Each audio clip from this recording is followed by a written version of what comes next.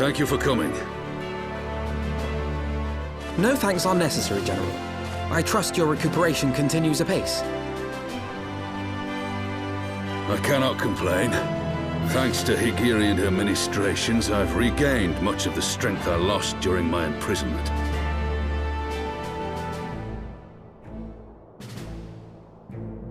I gather you have made progress in the search for Her Grace. Aye, some good fortune at last. A few days past, Dulala informed us that a sizable shipment of alchemical supplies had been delivered to the palace.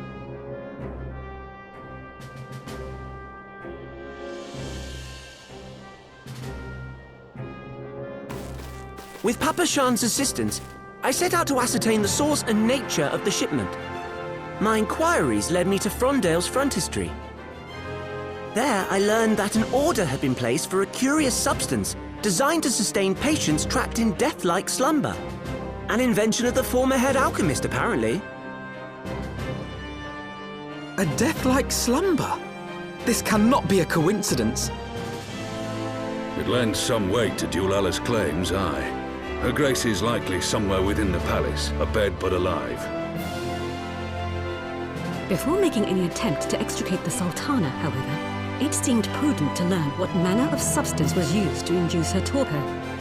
To that end, I made inquiries as to the whereabouts of the one most like to have administered it. The lady-in-waiting, Meriel. We sent for you as soon as we learned of her location. All that remains is to apprehend the woman. We shall find our cat's paw in the Silver Bazaar. But we must tread carefully. The market is not the bustling place it once was, and someone is sure to mark our coming. Should they inform the monetarists, we'll have a fight on our hands. We must be prepared for the worst, and being short an arm, I thought it wise to take another in its stead. What say you, Warrior of Light? Will you lend me yours? Then I pity the bastard that stands in our way. Come, my friends, for Nanamo and for Ul'dah!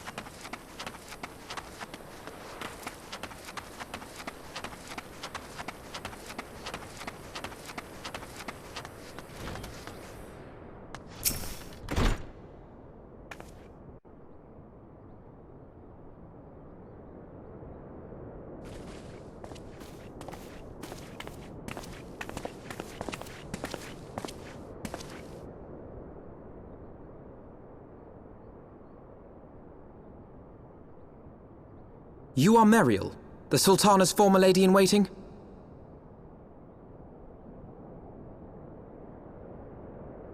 I know no one of that name. Pray excuse me.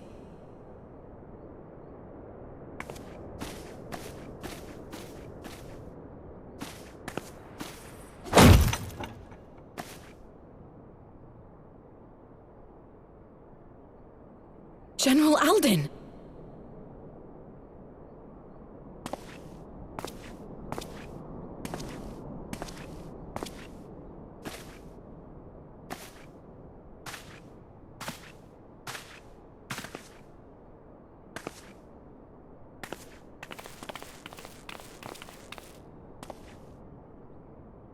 We will have the truth from you, girl.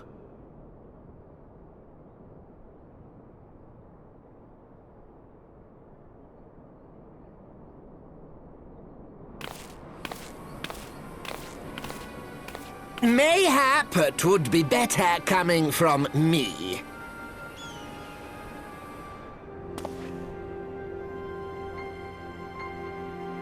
Lonorito, you'd best talk fast. As you know, Teleji Adeleji's Cartano reclamation bill was no more than a facade, a means to get his grubby little hands on that Allagan monstrosity Omega.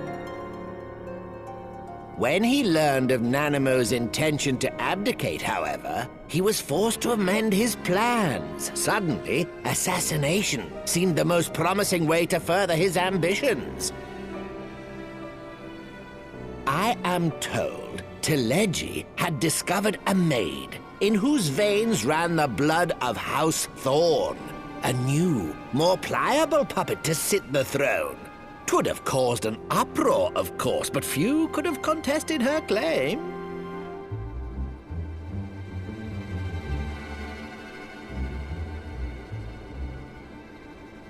'Twas plain that Teleji's wild machinations had outgrown our ability to control them. So I decided to usurp his scheme and left the fool to seal his own demise. And what of Nanamo? Oh, I have no desire to harm her grace. 'Twould profit me little to destabilize our government. Thus did I employ young Meriel here to administer a potent sleeping potion in place of a poison.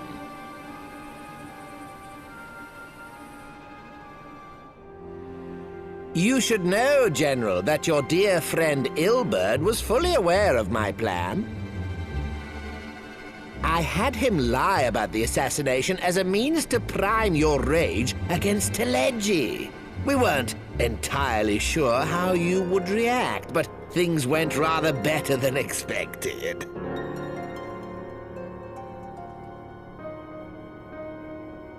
You conniving little worm! You had your claws in the Crystal Braves before their first recruit had sworn to serve!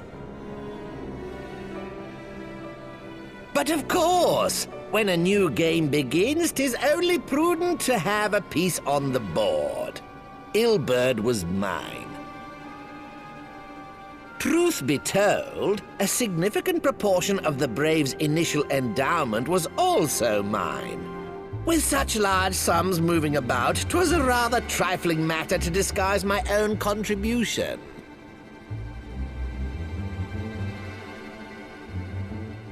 Ah, Ilberd. I secured his services with a promise to support his cause once my authority had been solidified. I swear, the man thinks of naught but prizing Alamigo from the grasp of the Empire. Unlike you, General, the poor fellow seems quite unable to forsake the land of his forefathers. Mayhap that's why he called you a traitor to your people and a disgrace to your homeland, amongst other things. What was it he always compared you to? Oh, yes, an overgrown lapdog begging for scraps at the Sultana's table. Oh, how we laughed. Alas, Ilbert's entertaining little outbursts eventually gave way to wearisome tirades, and the zealous brute became rather unruly. I had no wish to see you executed, you understand, but he would not take no for an answer. Rest assured, his employment with me has long since ended. Which brings us neatly to the present. What say you, General? Both you and the Sultana are alive. We have one corpse and one fugitive, and preparations have been made to restore your good name. Shall we cry quits and start again with a blank ledger? The hells we will! Do you honestly expect me to forgive and forget? After all you've done? You're guilty of high treason! Stay your blade, Master Alden. You yourself are not innocent. Or have you forgotten your own crime in executing Teleji Adeleji without trial? Though you acted out of loyalty to the Sultana, such deeds are in violation of both the word and spirit of the law.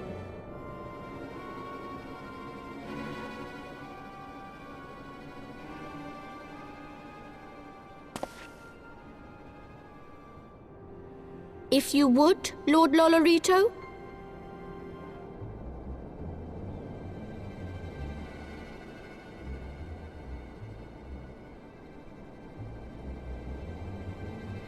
This potion will wake the Sultana from her slumber. Consider it a gesture of conciliation.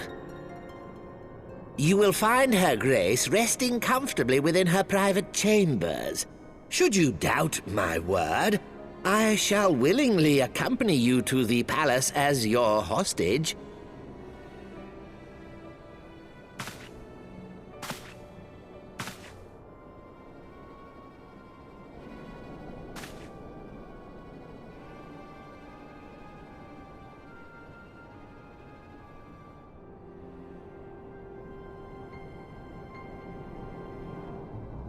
I like not your motives, Lolorito.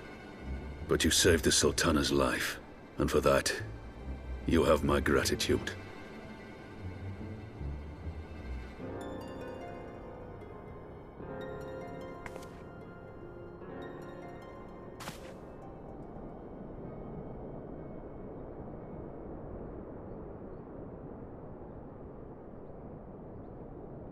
Rauban Aldin, you are hereby reinstated as General of the Immortal Flames. The citizens of Ul'dah shall once more be united under Nanamo Ul'Namo, and together we shall usher in a new age of prosperity.